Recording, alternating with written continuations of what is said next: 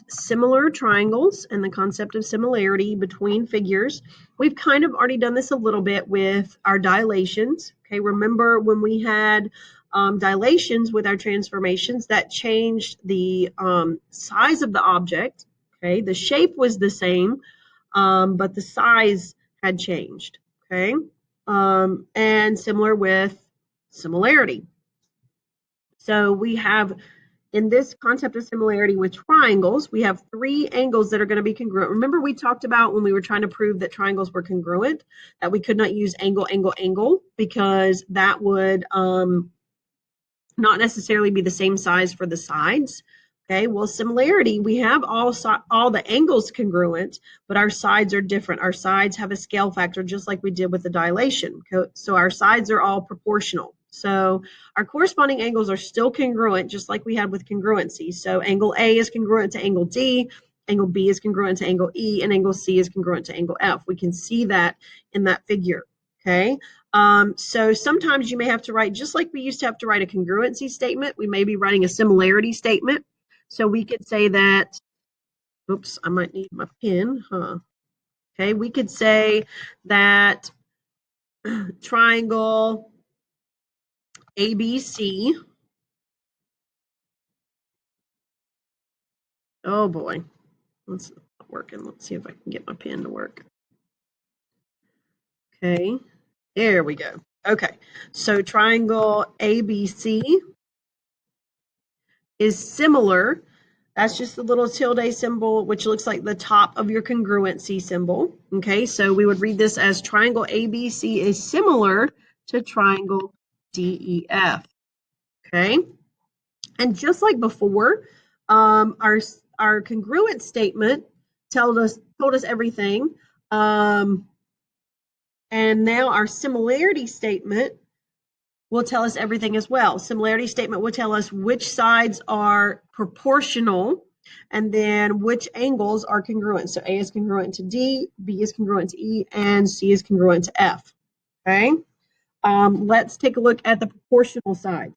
DE over AB should be the same value as EF over BC, should be the same as DF over AC. Okay, so they should have the same scale factor, and we can solve for that. Sometimes we're looking at sides and we're solving for that. Okay, oh, I already wrote the scale factor here. Let's take a look at, excuse me, not scale factor. I wrote the similarity statement up above. Let's take a look at using some of these. Okay, example one, given that triangle RST is similar to triangle UVW, remember that tells you which angles are congruent, and which sides correspond to each other. Angle R is congruent to angle U. Don't even have to look at the triangles for that, do we?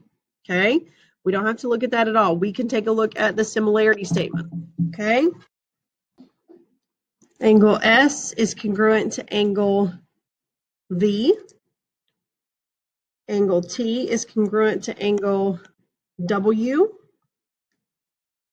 Okay, we found that all out just from the statement. We didn't even have to look at the actual triangles for those. We would be looking at just the congruency statement. Now, scale factor. Okay, I'm going to move back up so we can see the triangle. Okay, so scale factor of triangle RST to triangle UVW. Okay, let's think about some sides that correspond. Let's take a look. We have side ST. Okay, that's 22. Okay, and the side that corresponds to that in the other triangle, think about your similarity statement. ST corresponds to VW. In the other triangle, VW is 88. So our scale factor is 22 to 88, which we could reduce. 22 to 88 would be 1 to 4. So our scale factor is 1 to 4. Now, let's solve for some pieces that are missing using our scale factor. Okay? That means to go from this triangle RST to triangle UVW, we would multiply by 4. If we're going the other way, we divide by 4. So let's take a look. RT is what we want to solve for. We know that RT corresponds to UW, which is 108. Okay, so remember what we said, to go from the bigger triangle to the smaller, we want to divide by 4. So 108 divided by 4 is going to give us 27. Okay, and that would have that same ratio. Now we also want to solve for UV. Okay, UV we know corresponds to RS. Okay, remember when we said we are going from the smaller triangle to the larger triangle, we need to multiply by 4. Okay, so 18 times 4 is going to give us 72 for UV. Now they would all have the same ratio, 22 to 88, 18 to 72, and 27 to 108. Okay.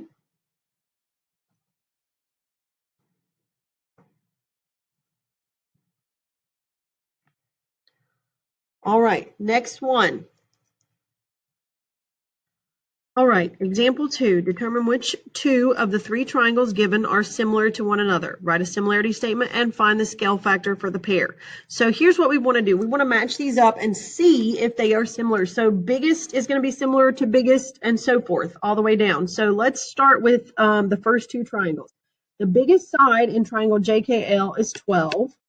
Okay, biggest side in the next one, MNP, is what, 7.5? Okay, next, the middle one is 8 for JKL, and for MNP, the middle size one is 6, and for the last one, JKL, the smallest is 6. For MNP, the smallest size is 4.5. Now, what we want to do is we want to divide these and see if we get the exact same scale factor for these. 12 divided by 7.5 is 1.6. 8 divided by 6 is 1.3 repeating. Oops, those are not equal, so those are not similar. Okay, so now let's try something else. Okay, let's try another pair. Let's try the first triangle with the third triangle. Okay, let's see if JKL is similar to QRS. So now we're trying these two. Let's take a look. Biggest side, I'm going to go ahead and put the original ones, 12, 8, and 6. Okay, let's go in order for the smaller one. The biggest one is 5, medium one is 4, and smallest is 3. Okay, well, we can already tell that 8 over 4 is 2 and 6 over 3 is 2, but is 12 over 5 equal to 2? No, it is not. 12 divided by 5 is actually 2.4, which is not equal to the other two. So those two are not similar. Okay, now we've tried the first one with the second one, the first one with the third one. So let's try the second one with the third one. We're going to write these out in order again. I'm running out a little bit of room here. Okay, we're going to try these two. So largest was 7.5. Okay, in MNP, let's do all of those. Next was 6, and last was 4.5. Okay, in QRS, the largest is 5. Okay, middle is 4, and smallest is 3. Now we want to divide these and see if this works.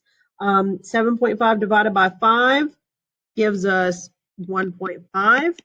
6 divided by 4 gives us 1.5. And 4.5 divided by 3 gives us 1.5. So notice that we have the same scale factor. These are proportional. So that means that triangle MNP is similar to triangle QRS. Okay, and our scale factor was 1.5. That's what, oops, not 1.05, was 1.5. That's what we solved for when we divided. Okay. So that one's a little bit of work because we had to decide whether they were. We had to figure out which two were similar. We knew one set was, and we just unfortunately didn't pick that one first. Okay, we kept going, moving around and picking two different ones, and we finally found it for our last set. Okay. Another thing that we're going to talk about that has to do with similar triangles is the triangle proportionality theorem. So we have Two sets of parallel lines in the triangle shown, TU and QS, are parallel, which means that RT over TQ is going to be equal to RU over US. So we have some proportional sides that are created whenever this happens, okay?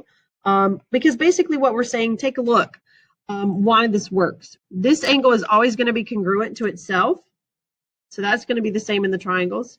By corresponding angles, these two angles are congruent, and then these two angles would be congruent. So we actually have created, with these two parallel lines, we have created two sets of similar triangles, okay? So that's why we can set up these proportions. Let's take a look.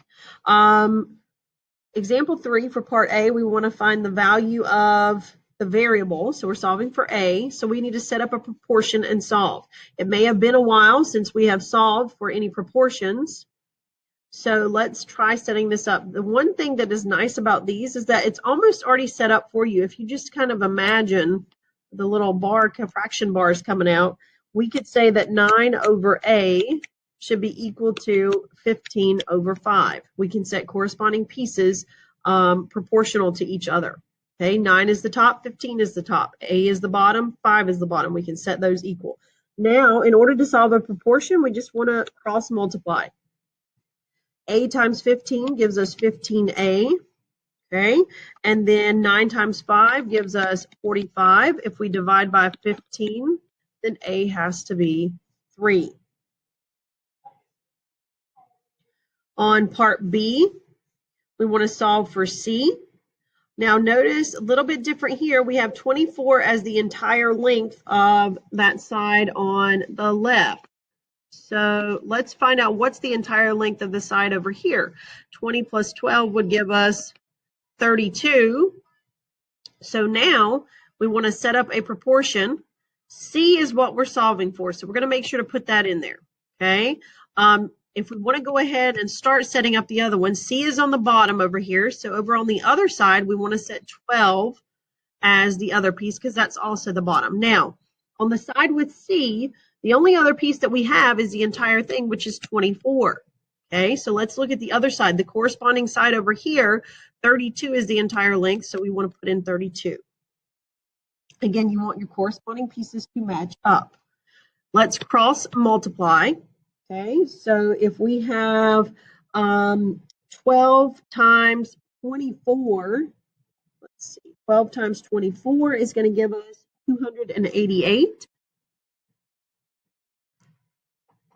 Then we have 32 times C, which is just 32C. If we take 288 and divide it by 32, we have 9 equal to C. Okay, so we solve for both of those. Next, we want to complete these statements. So we're not even going to actually solve anything for these. We're just going to fill in the blank. What's missing? Okay, so for number 1, triangle CAR is similar to triangle what? Okay, so we have CAR, so we're on this side.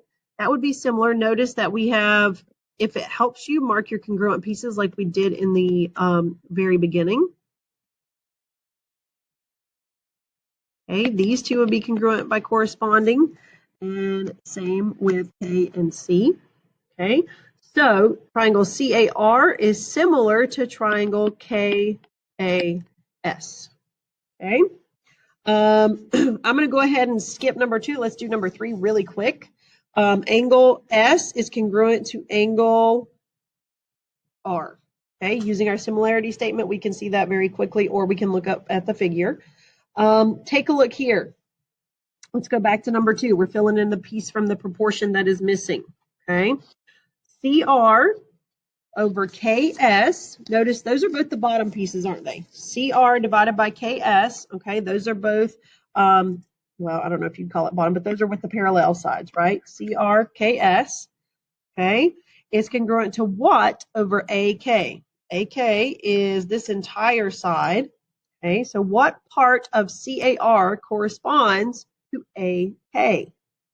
Okay, take a look. What corresponds to AK? In the smaller triangle, it's going to be A. So that's what's missing there. Take a look at the last one, SK over RC. SK over RC. Again, we're dealing with those same parallel segments. So SK over RC is congruent to AS. Okay, AS. What corresponds to AS? That would be AR. Okay, so that's this side and this side. Okay, we can also just look at the similarity statement and that tells us everything. Okay, when I'm asking what corresponds to AK, notice that AK corresponds to AC. Okay, when I'm asking what corresponds to AS, we know that AS corresponds to AR. Again, similarity statement can help us quite a bit. All right, similar triangles shown here. We want to find the values of the variables X and Y. So I'm going to go ahead and set up some proportions and solve. Let's take a look at these. Let's say we want to solve for X. Okay, we could say X over 26, those are both the bottom pieces, equals 8. That's the right side of the small triangle. Over, now we need the entire right side of the bigger triangle, which would be 20 if we added these two together. Okay, so now we could cross multiply. X times 20 gives us 20x. Okay, 8 times 26 gives us 208. So if we divide 208 divided by 20, then that's going to give us 10.4 for x. All right, let's set up something to solve for y. This one's a little bit easier. Remember, this one's almost already in the fractions. We could say 6, oops, if I could write, over y equals 8 over 12. Let's cross multiply. Okay, 8y equals 6 times 12, which is 72. Divide by 8, and y equals 9. Okay, let's try setting up some proportions to solve over for number 6. We want to solve for x and y again. Let's say we want to solve for x first. X is the bottom piece, so we might set up x over 8 because that's that parallel side for both of those. Now, let's look at the top, okay, because we already have those filled out, so it's easy to set those up. 12 is the top piece in the smaller triangle that corresponds with x. And then this entire length would be 15 to correspond with the bigger triangle. So let's cross multiply. 15x equals 12 times 8. 12 times 8, of course, is 96. If we do 96 divided by 15, then we are going to get 6.4 for x. Now let's take a look at y. Remember, these are almost already in a fraction. It's just kind of turned sideways. We could say 10 over y equals 12 over 3, setting up our corresponding pieces.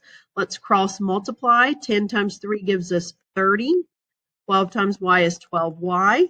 If we take 30 and divide by 12, that's going to give us 2.5 for y. Okay? So those are just some more setting up to solve. Okay, we're going to try 2 more where we're solving for a variable. In this case, we're only solving for one piece in each of these. So let's try setting these up. I didn't mark these, but let's mark these as parallel so that we can do this. We know they're similar because they tell us the triangles are similar already with the angle measures. So let's take a look. We know that RS is 10. RT is what we are looking for. Okay, so we want the entire thing. I'll call that X. That's what we're looking for. So let's try setting up some proportions. X is what we're looking for. Okay, and that's the entire length of the big triangle. The only other piece that we have of the big triangle is 12, so I'm going to put that together. Next, let's think about, we said the right side, so the top side of the smaller triangle is 10, so that would correspond with the X. And then we use the parallel side of the bigger triangle, which was 12. So we're going to use the parallel side of the smaller triangle, which is 8. So let's cross multiply, and that would give us 8x equals 120. Okay, 8x equals 120. So then, if we divide by 8, that's going to give us 15 for x, which is RT. All right, next one, let's see. We want to solve for x, which is the entire length again of this piece. So let's set up some stuff. We want to find x, okay, and that's in the larger triangle. We don't have any other pieces in the larger triangle, but we could find this side, 16 plus 22, together would be what? 38 if we added those together.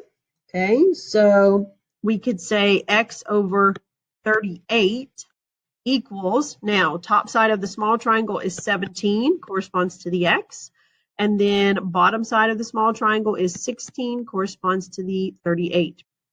So we want to cross multiply. 16 times x gives us 16x. 17 times 38 gives us 646.